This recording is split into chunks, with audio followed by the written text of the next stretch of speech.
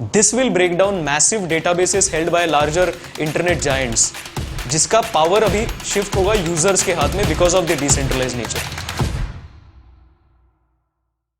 Hi, my name is Ashutosh and welcome to Mind B.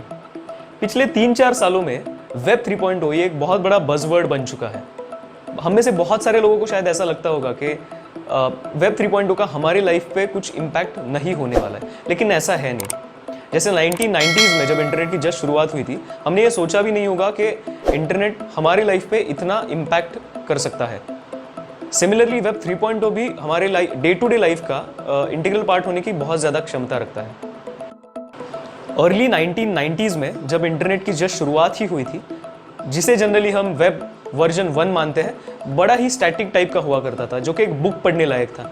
URL एक हर एक resource का एक यूनिक एड्रेस हुआ करता था वेब के ऊपर, और HTTPS जैसे प्रोटोकॉल का यूज़ करके उस इंफॉर्मेशन को रिट्रीव किया जाता था, जो कि एक सेंट्रलाइज सर्वर में, सेंट्रल लोकेशन में, एक डायरेक्टरी फॉर्म में, फाइल सिस्टम में स्टोर्ड हुआ करती थी, जिसके रिट्रीवल के बाद आप वो डेटा देख सकते थे। ये एक वन वे हाईवे की तरह हुआ करता था, जिसमें बहुत लिमिटेड पार्टीज हुआ करती थी जो कंटेंट क्रिएट करती है, और बहुत ज़्यादा तादाद में यूज़र हुआ करते थे जो कि content read.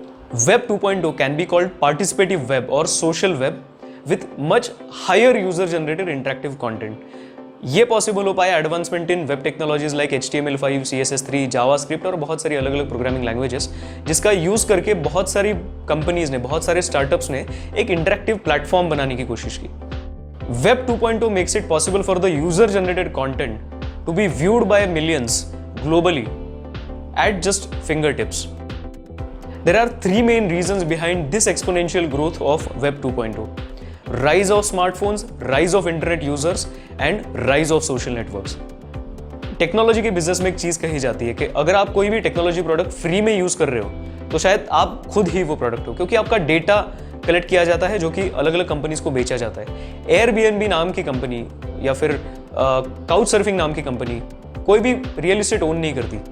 Twitter, Instagram, Facebook जैसी कोई भी कंपनी अपना खुद का कंटेंट नहीं बनाती। यूट्यूब के वीडियोस खुद यूट्यूब प्रोड्यूस नहीं करता, उसके यूजर्स बहुत प्रोड्यूस करते हैं। तो ये सारी कंपनी के एक जस्ट एग्रीगेटर प्लेटफॉर्म है जो कि इंटरमीडिएरी की तरह काम करती है, जो कि अलग अलग टाइप के users and content creators use करते हैं। सो हमारा बहुत ज़्यादा बिहेवियरल डेटा ये सारी कंपनीज के पास है, जो कि अलग अलग कंपनीज को बेचा जाता है एक्शनेबल डिसीजंस लेने के लिए। अगर मैं नाइकी के शूज़ सर्च करता हूँ गूगल पे, तो मुझे इंस्टाग्राम और फेसबुक के उसकी एडवर्टाइजमेंट दिखाई देना चालू कर देता है, क्योंकि ये सारी कंपनीज हमें अलग अलग तरीके से ट्रैक करती है। और यही एक centralize nature of these platforms, एक प्राइवेसी कंसर्न बहुत बड़ा इशू बन जाता है वेब 2.0 में।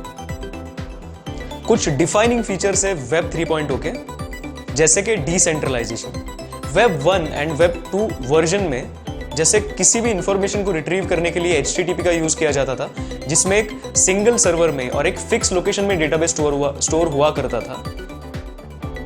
अपोज टू दैट, वेब 3.0 में the database and the information can be stored at multiple locations because it is based on content.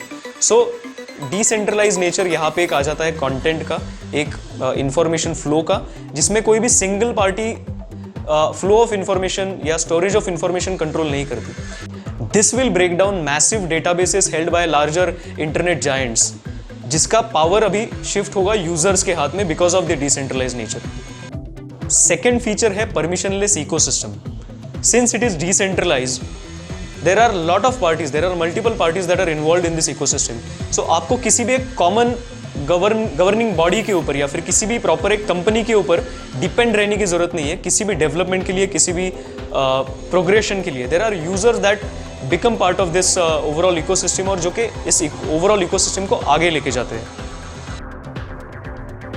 As a result, web 3.0 run करेगा blockchain के ecosystem पे और डिसेंट्रलाइज एप्लीकेशंस के ecosystem पे।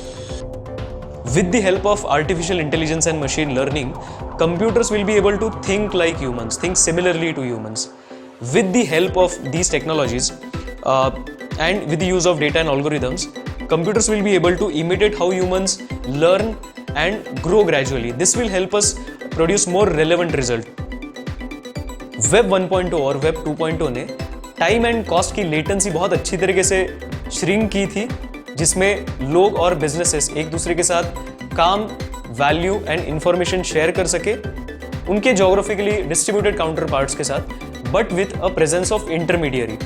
लेकिन web 3.0 में यही लोग, यही बिजनेसेस वैल्यू, इंफॉर्मेशन और काम ट्रेड कर पाएंगे उनके ग्लोबली डिस्ट्रीब्यूटेड काउंटर पार्ट्स के साथ, but without any intermediary. Directly peer to peer communication हो सकता है और ये बहुत बड़ा पावर है और ये सिर्फ पॉसिबल हो पाएगा ब्लॉकचेन की वजह से। If you like this video, please do subscribe and press the bell icon.